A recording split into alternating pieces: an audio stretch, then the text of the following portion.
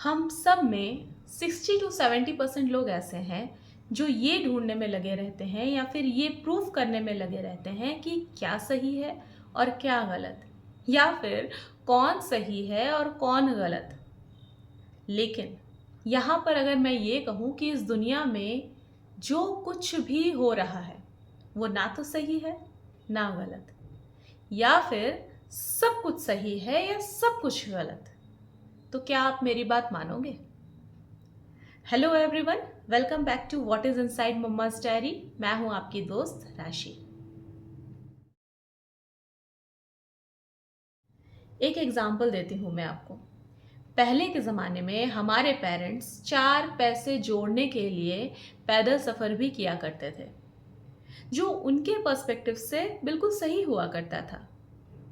और आज के ज़माने में हम वक्त बचाने के लिए 4 पैसे खर्च करते हैं, जो हमारे पर्सपेक्टिव से बिल्कुल सही है। अब यहाँ पर इस सिचुएशन में हम कैसे जज कर सकते हैं कि कौन सही है और कौन गलत? एक अपना एक्सपीरियंस मैं यहाँ पर आपके साथ शेयर करती हूँ। हमारी फैमिली में ना कुछ बुजुर्ग ऐसे हैं जिनका ये मानना है कि ज़्यादा घूमने जाना, नई नई जगह को एक्सप्लोर करना वेस्ट ऑफ मनी है। वो ये कहते हैं कि अभी ही क्यों करना है, अभी तुम्हारे सर पर 4 जिम्मेदारियां हैं, बच्चे अभी छोटे हैं, उनके लिए पैसे जोड़ो, उनके एजुकेशन के लिए, उनकी शादी के लिए पैसे जोड़ो, ये सब बाद में कर लेना। जो उनके पर्सपेक्टिव से शायद सही भी है, लेकिन यहाँ पर इस सिचुएशन में हमारा ये मानना है कि बाद में तो शायद वक्त इफरात होगा हमारे पास, और जोड़े गए 4 पैसे भी होंगे, लेकिन उम्र तो नहीं होगी। और वैसे भी कल किसने देखा है? क्यों?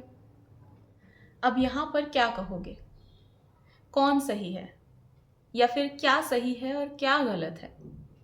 मुझे लगता है कि दोनों जनरेशन अपनी अपनी जगह बिल्कुल सही है। दोनों का नज़रिया, दोनों का पॉइंट ऑफ व्यू अपनी अपनी जगह बिल्कुल करेक्ट है। हमें 4 पैसे जोड़ने भी हैं अपने फ्यूचर के लिए, अपने बच्चों के फ्यूचर के लिए, और साथ ही अपने प्रेजेंट को छोड़ नहीं देना है, उसे भी खूबसूरत बनाना है। तो इन दोनों एक्सपीरियंस से मुझे ये सीखने को मिला कि इस दुनिया में सही और गलत तो कुछ है ही नहीं।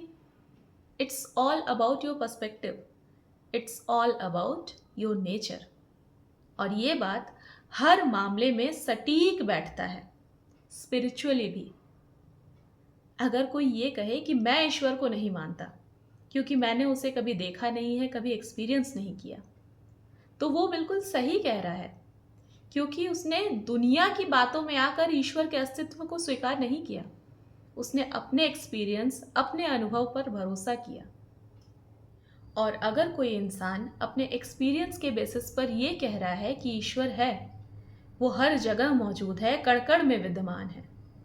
इस दुनिया में जीवन का होना ही इस बात का सबसे बड़ा सबूत है कि ईश्वर है। कोई तो है जो इस पूरे ब्रह्मांड को चला रहा है। तो वो बिल्कुल सही कह रहा है, क्योंकि वो जो कुछ भी कह रहा है वो अपनी अनुभूति से कह रहा है। पता नहीं हम क्यों हर किसी को गलत ठहराने में लगे रहते हैं। हम ये बात मान क्यों नहीं लेते कि सामने वाला जो कुछ भी सोच रहा है, जो कुछ भी बोल रहा है, वो उसके एक्सपीरियंस से सही हो सकता है। और वैसे भी ये कौन तय करेगा कि सही या फिर गलत आखिर है क्या? ये डिसीजन भी तो हम अपने एक्सपीरियंस के बेसिस पर ही लेते हैं ना।